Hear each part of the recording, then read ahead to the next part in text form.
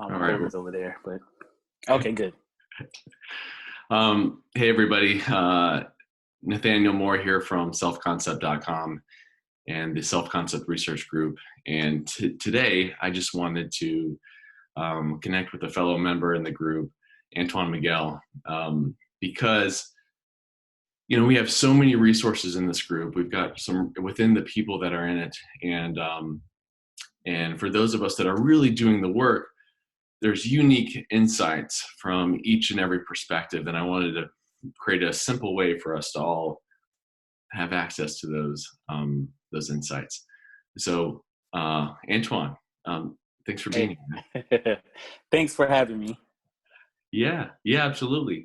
Would you mind if we started with focusing a little bit on your story, on where you were at before this model and how you found it and those kinds of things? Okay, so I was introduced to the model through a podcast. I heard a podcast. It's what is the name of it? I forget, but I heard Damon on the podcast, and I was like, "Oh, this sounds like a really neat thing." And I was looking for something to begin coaching with that was a permanent model. So I kind of started following him some kind of way, and I think I put in my email address into something, and then there was a webinar that he did for the self-concept. And when I saw it, I was like, wait a minute, if this is real, like this is exactly what I felt existed that nobody was teaching. And I was like, I want in. Nice. And the product hadn't been created yet. Mm-hmm. It was I think it was like a May 1st date, and it was like 2 months away. Yeah. And I was like, I have to see what this is about, because if this works, it'll be crazy, Yeah. So that's how I came to discover it. Me before and me after. So the one thing I wanted was to be successful in business. Okay. I had all these different ideas, and like I would do them, but it was like I would make money, but it was more than I could make at a job.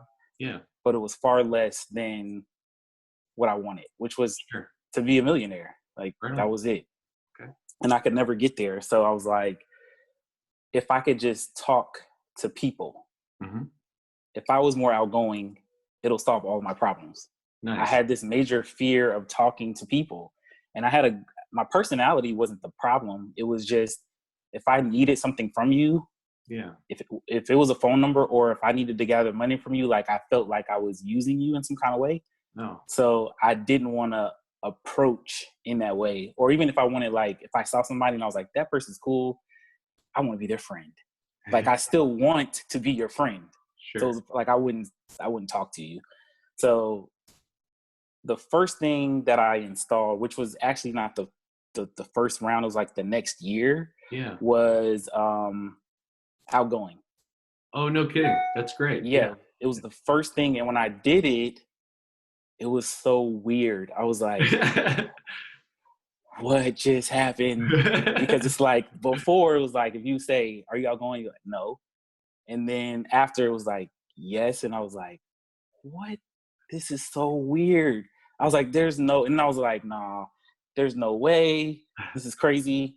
So I was laying in the bed, and then I got up to go to the grocery store, and I was in line, and there was this lady in front of me, and we had the same clear American Express card. So she pulls it out, and she's like, and I'm like, hey, we got the same card. And it was something and in that moment I was like, I would have never done that. Yeah. I would have never done that. I just started talking to this lady, and then she was like, yeah. And then she starts talking about the card, like people are like in all of it because it's clear. And I was like, yeah, when you bring it out, everybody is a talking piece. And so we start talking about it, and I'm like, I'm going to go crazy with this.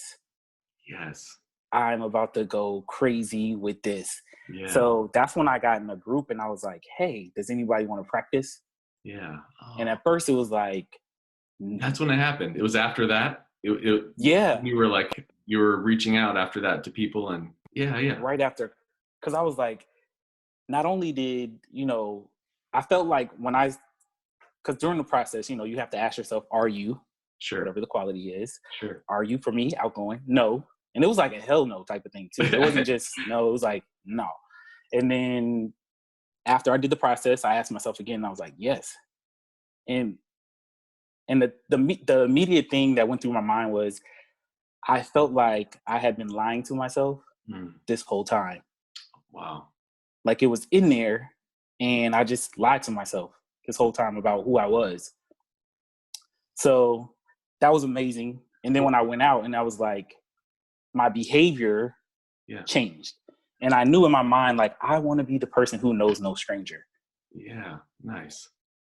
And I kind of forgot about that moment until I think it was like 2 months later. I had a friend come up, and some people didn't know, like, I had a shyness. Yeah. Because of my personality, it doesn't seem shy. Yeah. But I didn't talk to strangers. Like it was strangers. And as an adult, I would still say stranger danger. So yeah, I didn't talk to them, but people didn't know because when we went places where there were people, I would stay by them and follow them. Sure. But they didn't notice. So they were like, yeah, you talk to everybody. No, I was talking to you and you only because I was following you. Yeah. And then they have to think back to this. And they were like, yeah, you were. I was like, yeah, I don't talk to people that I don't know. So he came in and we were in the grocery store and I was like, you know, hey, Frank, hey, Jill. Like I was talking to all these people and I knew their names. And he was like, he looked at me, he was like, all right, shy guy. And I was like, that's when I really, I was like, holy, I am the person who knows no stranger. Yeah. Yeah. Because I knew all of their names and I didn't even realize it. Like I had conversations with these people at the grocery store randomly. How do you think that has, when you think about your life trajectory, how do you think that one transformation has impacted the trajectory? Right now, like it's a lot because you begin to have different conversations, you make different friends, and then like financially, it's about to be crazy. So that's awesome. yeah. So it's about to be crazy. So previously, last year, 2019. Oh no, I got a low battery. So I never made six figures in my life, and my process was I'll make six figures, and then at some point I'll set a goal to make seven figures. And what it did, one day I woke up and I was like, I mean, it kind of like woke me up and I was like, 2020, I should be able to do seven figures. Like without, and it was like, without, and I was like, and I thought that was weird too, because I was like, it didn't make sense because I was like, how can I skip like from a piece of six figures to seven? Like that's crazy. Because you know, you got to make 83,000 a month. It's a lot. Yeah. You know, to do seven figures. So I'm like, but I was so confident in it. Like, I don't know, I don't have, and then I didn't have all the steps. I was like, I don't have all the steps, but it doesn't make sense for me to not be able to do it. That's what I knew. Like, it doesn't make sense for me not to be able to do it because I have like the internal processes to do it. Yeah. The how to is going to come at some point and it'll be in 2020. I don't know when. So it sounds like between here and there and here still, there's been some major changes, sounds like. Yes, because even in the beginning of the year, like January, February, I was like, man, I'm off because I didn't really do anything because I was trying to figure some stuff out. So I was like January, February, and then it's like March. I'm like, I'm running out of time. But then when I pieced, everything came together and then I did the math. I said in April, I should have a six-figure month. And I counted the months. Yeah. And it equaled to seven figures. There you go. It was right on target. I was like, holy. And I didn't even think the way that I was doing it was going to be the way that I was going to get it. Sure. Yeah, it was supposed to be some other thing. So that to highlight that a minute, that's pretty interesting, right? Like I've noticed that as well, like in life in general, when you're creating a vision, you're transforming to become the kind of person that could that would know that vision. It's interesting how it tends to never quite play out like you initially thought. Right? I don't know. Yeah. I don't know if you've noticed that, but like something I've in experience has told me that you always start with a plan, and you're learning as you go. And the person that starts the plan, the person who ends up at the destination, that those transformations in the middle are so those help inform you how to alter the plan in order to get there, right? And in Yeah. many cases, if we knew the exact path, we'd probably already be there, wherever there is, Right. right? Yeah. Yeah. And so I just find that I think that's incredible. So you mentioned something earlier that I want to make sure that we chat about. You mentioned um, that you said, what was it that you said? It was almost like when I asked myself and questioned again whether I was what was it? What was the quality? Outgoing. Outgoing. Outgoing. You're like, oh, it was like like you were lying to yourself that entire time up until that you. Can you say that? How you said that again? Actually. Yeah. It was in the moment I realized I felt like I had been lying to myself the whole time Yeah. because I realized that I was that person. Yeah. But it was strange because it was like 2 seconds ago before I asked myself, "Am I outgoing again?" Yeah. It still would have been like I felt like it would have been a no. Sure. But then when I asked myself, it was like yes. And it's like you have this confused like this doesn't make any sense. How did this even happen? I spent about 35 minutes Yeah. doing something with my brain and Yeah. it just rewired it. And then now I am all of a sudden outgoing. It Yeah. doesn't make any sense. What do you think what is that like? What do you hypothesize is the cause of that experience, or what does that say about maybe our minds from your point of view? I feel like a reassociation to, there's an understanding of what missing resources we needed to act in the moment, and Yeah. the realization in our brains, which is like in our imagination, is a real thing. Like you can't differentiate from reality and non-reality. Yeah. So when you integrate the two processes, it becomes real to the subconscious and you Yeah. begin to act it out. So that's how nobody ever asked me that. That sounded kind of smart. It did. Yeah. So, and I think that, integrating, cause the non-doing and the doing Mm. are, they're trying to get at the same value and you don't understand that. So when you integrate them, Mhm. they're like, oh, I understand. I'm trying to get to the same place by Oh, not doing and doing. So once you integrate it, it becomes one, and you can act out what you wanted to act out instead of not doing man. out of fear. So yeah, that was cool. That is that is a pretty cool moment. So you were mentioning, we were chatting earlier, and you were mentioning how after doing this work for a while with yourself and also with clients, how it's kind of started to kind of update how you go through the world or how you think about the world beyond a single transformation and equality. Can you share with us a little bit about that? Yeah, I would suggest this. If you're just doing the work, if you see this and you want to do the work, you got in it because I need to do work on me and Hmm. transform myself. Hmm. There's something special about, even if you don't want to be a coach, Yeah. help other people transform qualities as well, Mm. just enough, and then it will transform you in a way that you would have never seen before. Because you get to understand how I guess you could say like a delicacy and a compassion for other people Mm. when they're acting in bad behavior. Because you get to understand through doing the process on other people, Yeah. how missing resources in a moment creates the bad behavior. When you see bad behavior in other people, you don't understand it Hmm. and you're frustrated by their behavior, which in turn makes you act another way towards them. Sure. Sure. And you bounce off of one another. It's like shadow work.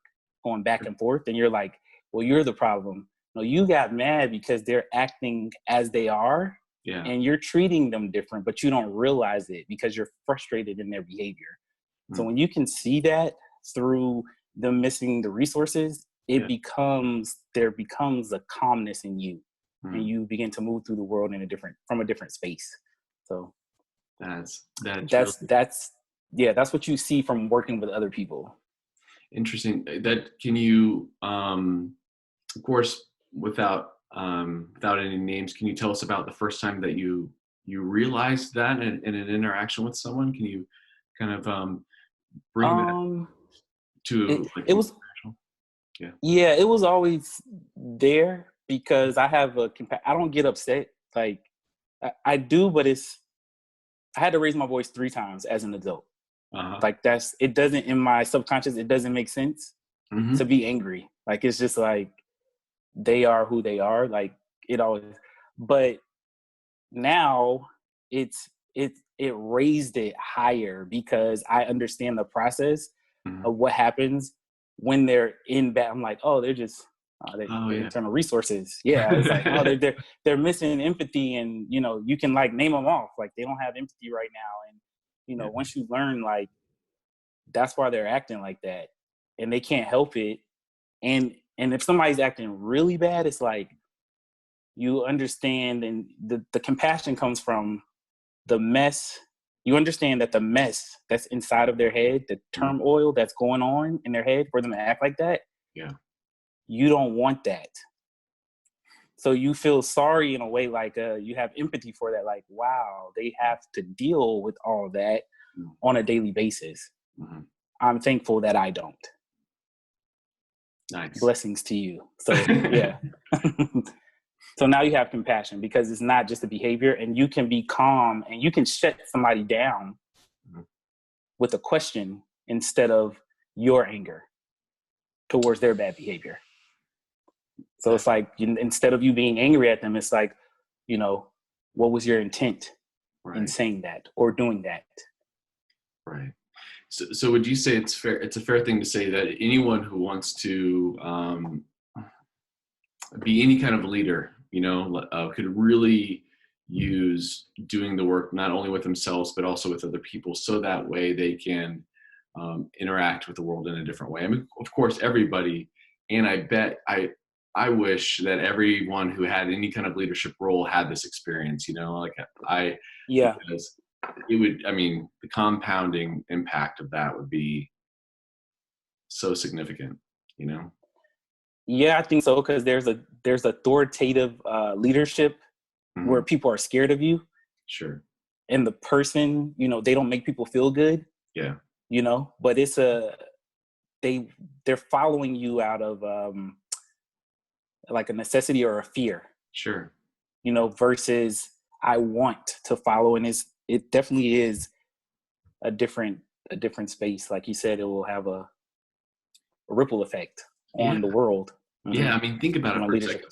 Yeah, if you think about it for a second, even when people are faced with challenging choices, challenging decisions in teams, or in any time there's more than one person and they're facing some kind of, I'm just going to stick with the word challenge or constraint or issue, some stress hormones could come up, right? And I can imagine that anyone on that team being able to provide the gift that you're talking about, as far as being able to understand where they're at and what the processes that are taking place that would make them express those challenges, right? That it would be the first step towards being able to lead that person in a better direction, Yeah. And they could change their whole, like, putting belief into somebody else can change their whole organization as a whole. Because if they're fearful of, they can see a problem. Your team can see problems better than you because you're looking from a different perspective, and they're on the ground doing things. And if they are fearful of coming to you with the problems, you can't grow as rapidly and as fast as you should be because of that constraint. But you don't realize it because you think you're everything. Like, everything has to go through me and all the decisions are right, but it don't work like that. Right. Yeah. Well, Antoine, what would you say to someone who's kind of just getting in the group and getting going, and